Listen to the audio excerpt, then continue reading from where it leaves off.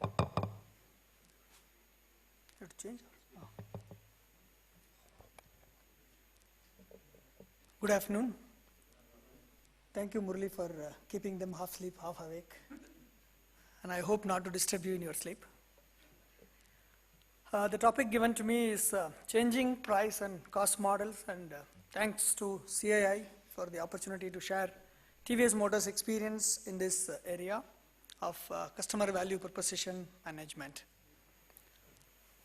New product development is an essential part of any sustaining business to keep reinventing the value for customers, value for business, and also develop and offer higher and higher value to the customers and keep searching for how do we add value to the business.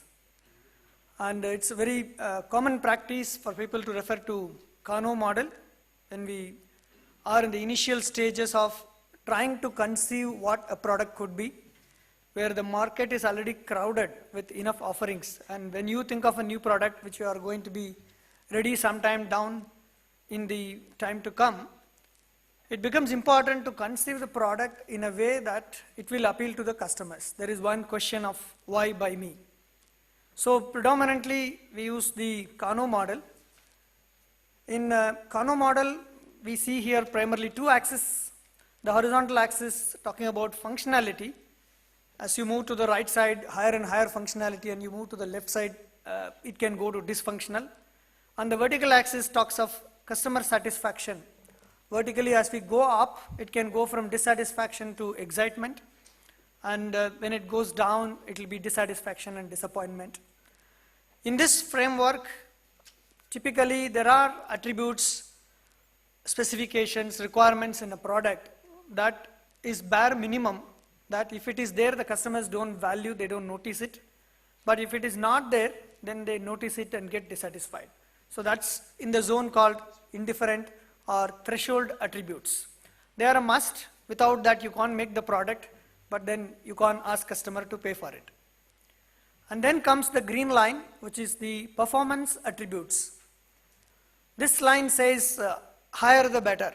If you can offer higher performance, if you can offer higher fuel economy, if you can accelerate faster, if it can have more features, customer is happy, delighted, he will pay you proportionally. But typically we are constrained with many things, including cost, on how much can I offer something which is more and beyond what the market is offering today. And then comes the cyan line, which is of interest to us. It's named as excitement attributes. As the curve shows, if you are able to stretch, if you are able to create and offer a value to the customer, higher functionality, higher quality, higher value, but provided it falls on this line, then the customer satisfaction grows exponentially and the customer is delighted. So that's the basic principle of Kano's model, which is eternally valid in all the time to come, which means the customer, the product, the offering, in one sense looks like static. But then there is a time factor that works around this model, where what is been exciting, what has been attractive few years back, becomes a common standard feature today. And what we could create today as a disruption becomes a standard expectation in the time to come, depending on the individual product life cycle. And over time, it is also taken for granted that if such a feature or such a functionality is not there, it leads to dissatisfaction. This drives the enterprise to constantly innovate in what we can offer as value to the customers and keep trying being ahead of competition, try innovating in a way that you will create new and new experiences to customers. A few examples from typical two-wheeler experience. Some time ago, we heard of two-stroke engines, and when four-stroke engines came in motorcycles, it was a big excitement in the Indian market. It offered better fuel consumption, it offered a smoother engine. While it is complex and expensive, it came in as an attractive feature, and today there are no more two-stroke engines in the two-wheeler industry, and it's eliminated out of the market for various reasons, while actually it's very simple from engineering perspective, less complex, easy to maintain, and it is cheaper, but it's not existing today. And nobody pays you for a four-stroke engine today. An electric start on a two-wheeler was once a very premium. Every vehicle had a kick start or pedal start, and today it's a norm. Similarly, alloy wheels, aluminum alloy wheels, in a period of just 3 years, from about 100% of spoked steel wheels, it started as if a premium feature, and in a period of 3 years, 90% of the industry absorbed, adopted aluminum alloy wheels. As an industry, we had apprehensions on Indian roads, how would aluminum wheel work? Will the customer accept it? Will he think that it is weak and cheap? But in just 3 years, everything changed, and today it's a norm. Same thing with tubeless tires. As a technology, it was existing in developed markets, but in India, we were not sure whether it will work, and it was expensive, but today it's a norm. With customers' perceived value from an attractive quality to basic minimum demand, there is a value degradation which happens over time, and the costs keep going up and up only. In this slide, I tried capturing 3 broad buckets of factors that drive costs from a product perspective. There are other things that drive costs up, but I've kept here what drives a product cost. The first thing is evolving customer needs over time. There are some basic needs that remain constant in any given product, but then there are additional needs that keep evolving in the form of evolution of need of the customer or something that is offered to the customers, and that keeps becoming a norm. One of the famous product from TVS is the humble moped, and that caters to the bottom of the pyramid in the society. We see some typical customer pictures here, where the basic need of that product form is for these customers to do their daily business, earn their living by primarily transporting and delivering goods, different goods. This customer needs an assured, reliable product in that form in which he can carry those goods and make his livelihood. But then there are needs that evolved over the years. 2-stroke to 4-stroke has been a migration, not just because of the emission legislations, but even the customers had a driving need for better fuel economy, and they started appreciating that, can I have a better solution? And it costs money. Electric start. Even these customers who are typically hard-working laborers, they want the convenience of touching a button and the vehicle coming to life. The roads have become better and also worse. The loads are increasing for them to improve their operating efficiencies. And they started to cater to larger geographical areas, so they also looked for more power, more speed.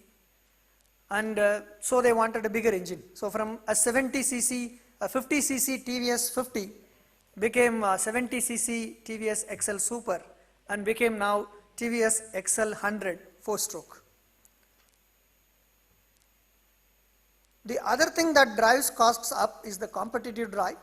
Thanks to ourselves as industry, we want to compete, and we drive the market, we innovate, we keep increasing the value offering to the customers in the form of offering features and technologies with which we want to attract more customers. So the products get loaded with features, and some products typically become useless because of too much of featureization.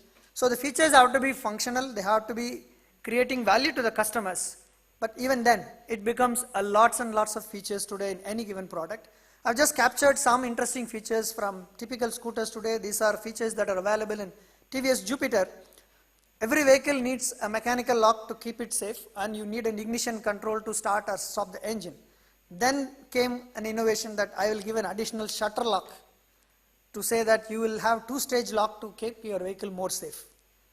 And the fuel filling in typical scooters are under the seat. It obviously leads to a lot of inconvenience. So TVS came up with the first ever Indian scooter of external fuel fill like motorcycles.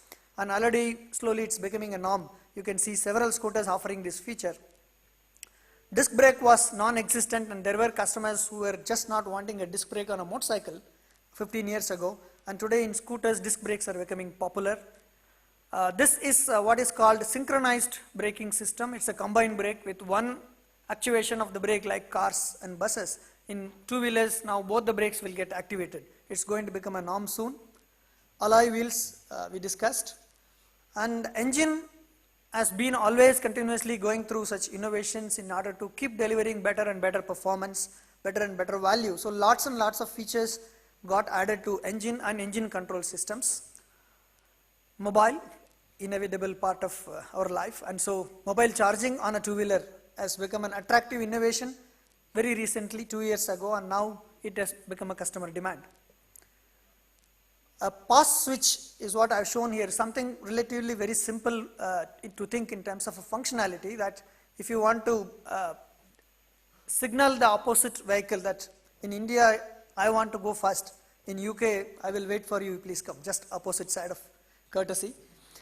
But the pass switch has been popular in premium fast motorcycles, and then it became relatively in more motorcycles, and we offered it in the scooters also as a interesting feature, but it is something that actually adds to safety. So it's functional, not just a gimmick. And then gas charged suspension to take care of our bad roads and take care of our good customers.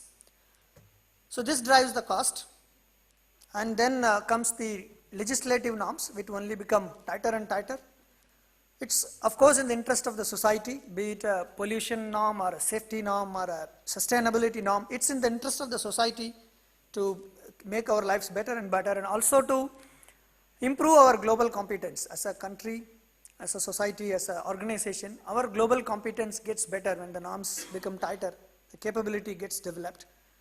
But then things like BS3 to BS4 came with a big cost, and we are migrating to BS6. It adds furthermore big cost. Automatic headlight on is one of the safety features which is very relevant in Europe, but then it was imposed on India with a broad day sunlight, and that costs money. ABS, generally called as advanced brake systems, but particularly called as anti-lock brake systems, is becoming mandatory from 1st of April. These all add some value or more value to the customers, but then the customers don't readily see the value, and they are not willing to pay for those when it is just an enforcement from the norm. So how do we approach such a scenario of the value going down, the perceived value going down over the years, and the cost going up for various reasons as a product? So from a product design perspective, from a new product development perspective, how did we approach? I brought one case study of TVS Jupiter. We started with the TVS Jupiter as a brand in 2013, built on the engineering platform of TVS Vigo, and made it further mature, advanced.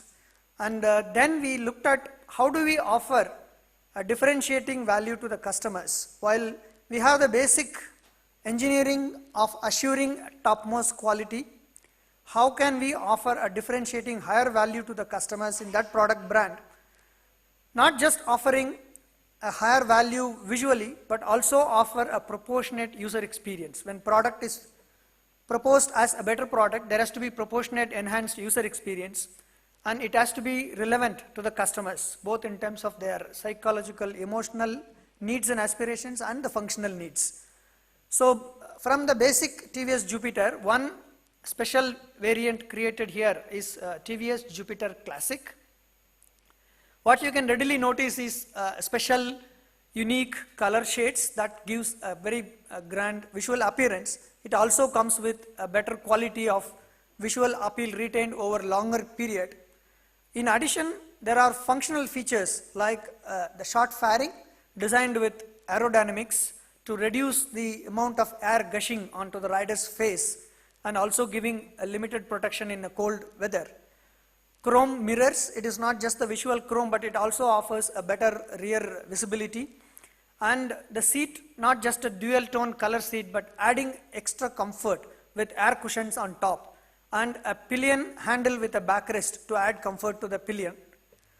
So this as a product platform, when we look at some variants to be created, some limited editions or special editions to be created, how can we enhance the functionality, the proportional user experience, and also make the customers perceive this value increase, without which the customer will not be willing to pay a premium or an extra price for those that go into it. So this has been the story of Jupiter starting in 2013. In a matter of 5 years, it has become the second largest selling scooter in India, winning JDP Quality Award #1 consistently. And so many interruptions as a product while keeping the basic engineering platform continuously maturing. Every edition of limited or special edition and variant was born out of deeper and deeper customer understanding, offering a differentiated, proportionate value to the customers. That paid to enhance the value to the customers, that paid to grow the business, the market share, and that also helped us adding value to the bottom line. On the similar lines, there is a young new brand that was born last year, TVS Ntorq, but here we went about breaking a technology innovation for the customers, the millennials particularly. Let me just play a short video.